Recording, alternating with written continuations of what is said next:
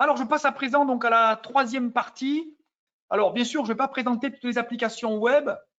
Pour ceux qui connaissent déjà le cahier SNT, vous savez que c'est une des grandes spécificités. C'est quelque chose qu'on a imaginé et que les éditions Bordas ont rendu possible. C'est l'existence des applications web, parce que quand nous enseignons l'informatique, eh bien, nous savons que parfois nous avons des soucis d'ordinateur, nous avons des soucis de logiciels, nous avons des logiciels à installer. Nous devons également respecter le RGPD, le règlement général pour la protection des données, la réglementation. Donc ça, c'est compliqué. Par exemple, trouver un émulateur Linux. Comment faire du Linux dans sa classe quand on travaille avec un environnement Windows? Eh bien voilà, nous avons voulu apporter des solutions à toutes ces questions. Alors, c'est ce qu'on appelle des interfaces, c'est ce qu'on appelle des émulateurs, c'est ce qu'on appelle des applications web. Bon, on les appelle comme on veut, ce sont des applications web qui sont donc accessibles sur la page web d'un navigateur web. Elles ne nécessitent aucun mot de passe, aucun login, et donc elles sont totalement accessibles. Et l'élève trouvera dans le cahier les liens qui lui permettront d'aller vers la bonne activité. Alors, parmi les 20 applications web disponibles, moi j'ai choisi d'en présenter 6. Bien sûr, je vous invite à aller découvrir toutes les 14 autres applications par vous-même. Je crois que là, c'est intéressant d'aller les tester, d'aller les éprouver, de nous faire vos remarques. Alors, tout d'abord, il y en a une qui est quand même extrêmement importante, c'est le nouvel éditeur Python. Ça veut dire qu'on peut utiliser ici une solution Python en ligne. Pas besoin d'installer d'environnement de développement intégré, pas besoin d'installer Piso, pas besoin d'installer toutes sortes de logiciels idle pour la solution native de Python. Donc là, on est sur une page web qui fonctionne de manière autonome. Vous avez dans la partie gauche ici donc la partie éditeur où vous pouvez saisir, écrire un script, et la partie droite ici qui est une console Python. Alors, je vais vous présenter les boutons qui sont ici en haut à droite et qui ont des fonctionnalités extrêmement intéressantes. Je suis obligé de vous en parler car c'est assez révolutionnaire. Alors, d'abord, nous avons donc ici le bouton plus qui va nous permettre donc d'ouvrir une nouvelle page web, un nouveau onglet du navigateur web. Si jamais l'élève veut avoir 2 onglets différents, c'est possible.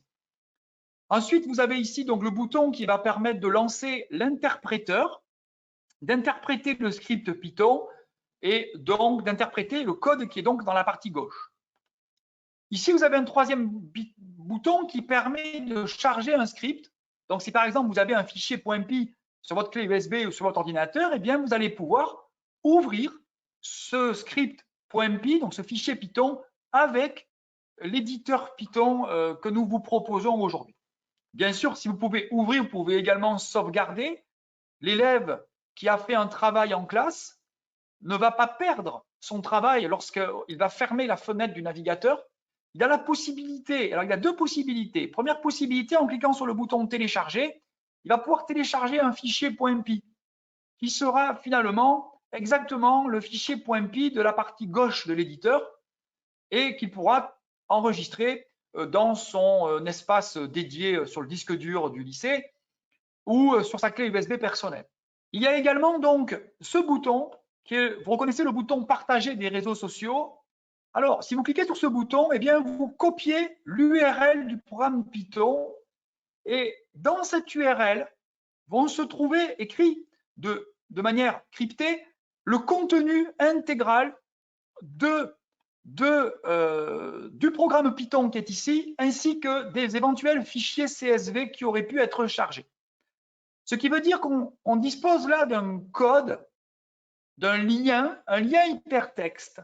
Et ce lien, il peut être copié-collé. Ce lien, il peut être envoyé par mail, il peut être envoyé par une application de réseau social. Et donc, ça veut dire qu'on va pouvoir partager son programme avec d'autres élèves, avec d'autres personnes ou avec le professeur. Le professeur, par exemple, pourrait également donner un lien vers un programme qu'il a écrit lui-même Et n'importe quel élève qui disposerait de ce lien, eh bien, pourrait donc accéder instantanément donc à ce programme. J'en profite pour vous dire qu'il est possible d'intégrer cet éditeur Python dans Pronote par l'intermédiaire donc de balises iframe, de balises HTML iframe.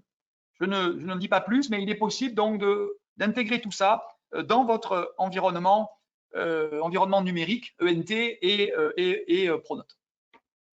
Également le panneau de sortie, donc ça c'est plutôt pour du Matplotlib. Lorsque vous générez, et c'est vrai que je ne vous l'ai pas dit, mais j'en profite pour le dire tout de suite, il y a à peu près une cinquantaine de modules qui ont déjà été importés, qui sont déjà pré-importés, préinstallés dans cette application, dans cet éditeur Python, et donc notamment Matplotlib, notamment NumPy, notamment CP, notamment Pillow, qui permet de faire du traitement d'images, bien sûr le module math. Tous ces modules sont déjà préinstallés et en utilisant le mot-clé import, eh bien, vous pourrez rapidement les importer et les utiliser avec vos élèves. Ce qu'il faut bien comprendre, c'est que là, il y a un avantage colossal qui est qu'on n'a rien à installer de plus. Un dernier bouton qui est le bouton avec la petite valise là, qui permet d'afficher les fichiers CSV. En effet, par exemple, dans la séquence 4, on doit traiter des fichiers CSV, on doit les importer. On doit les importer, également les exporter. Et bien là, vous avez la petite valise. C'est là que vont se trouver tous les fichiers CSV que vous allez manipuler, soit à l'importation, soit à l'exportation. Voilà, deuxième application que je voulais vous présenter, c'est l'émulateur Linux. Donc là, un véritable émulateur Linux, ce n'est pas de la simulation. Donc ça, c'est assez extraordinaire. Il faut se loguer avec un login et un mot de passe qui sont donnés dans le cahier. Parce que lorsqu'on se connecte à une session Linux, eh bien, il faut toujours se connecter afin d'arriver dans son environnement. Alors, par exemple, ici, c'est Angie qui s'est loguée et vous voyez, elle va pouvoir, Angie, dans la session Linux, pouvoir utiliser la plupart des commandes Linux, ls, mkdir, elle va pouvoir copier, elle va pouvoir déplacer des répertoires, déplacer des fichiers, elle va pouvoir se déplacer dans l'arborescence Linux. Tout ceci est possible à sa guise. Bien sûr, les activités Linux vont la guider et elle ne va pas créer ses répertoires au hasard, elle va devoir bien sûr suivre le déroulé de l'activité qui est proposée. Troisième application que je voulais vous montrer, c'est l'additionneur binaire. Donc là, l'additionneur binaire, ça permet, par exemple, de faire de l'addition en binaire. Et vous voyez, là, j'ai cliqué sur le PowerPoint, je suis allé sur le site web élève, et donc en changeant les entrées, les valeurs de A et de B, donc en les passant à 0 ou à 1, et en changeant également la valeur de la résistance d'entrée, eh bien vous récupérez ici en sortie de cet additionneur binaire, eh bien la sortie est la retenue sortante. Donc par exemple 1 plus 1 plus 1 qui fait 3, eh bien ça me fait une sortie à 1 et une retenue sortante à 1. Voilà, donc ça c'est extrêmement simple, c'est fonctionnel, c'est ce qu'on attend de cette petite application et ça permet donc d'aborder de manière sereine l'additionneur 1 bit avec ses élèves. Donc, je vais vous présenter donc, le tri par insertion. Le tri par insertion, par exemple ici, qui nous permet de faire du tri. Allez, tri par sélection, allons-y. Donc, voilà du tri. Et là, l'élève va pouvoir suivre étape par étape le déroulé d'un tri par insertion avec ces petits curseurs ici qui se déplacent et qui simulent les différentes variables i et j. Et là, vous voyez, il y a eu un déplacement, la carte la plus petite, le 7, vient de se placer à gauche de mon tableau. Et donc, vous vous souvenez que dans un tri par sélection, eh bien, la partie gauche du tableau sera toujours triée. Et ça, c'est justement le fameux invariant de boucle. Voilà. Également, une application que je vais vous présenter, j'y tenais à celle-là, c'est les différentes courbes de complexité. Il est très difficile de parler complexité avec les élèves. Et c'est vraiment sympa de pouvoir afficher donc des courbes.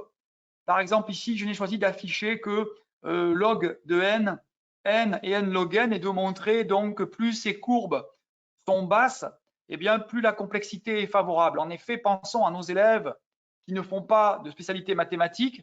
et qui donc vont avoir énormément de mal à parler complexité ou coût d'un algorithme. Mais bon, c'est au programme et il y a beaucoup de questions des E3C, des évaluations communes, qui font référence notamment à cette complexité avec des complexités linéaires, logarithmiques ou quadratiques. Également, je voulais vous présenter le passage, entre autres, le passage du format CSV à des points sur une carte. Par exemple, ici, dans la partie gauche, vous avez un fichier CSV avec les coordonnées latitude et longitude de 4 points qui sont tout simplement les 4 premiers laboratoires qui ont fait partie du tout premier réseau informatique aux États-Unis.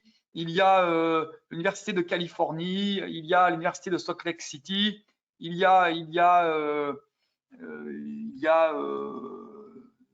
Auckland, je ne sais plus trop les noms. Bon, Los Angeles Université. Voilà les 6 applications que je voulais vous présenter. Je vous laisse bien sûr découvrir par vous-même les 14 autres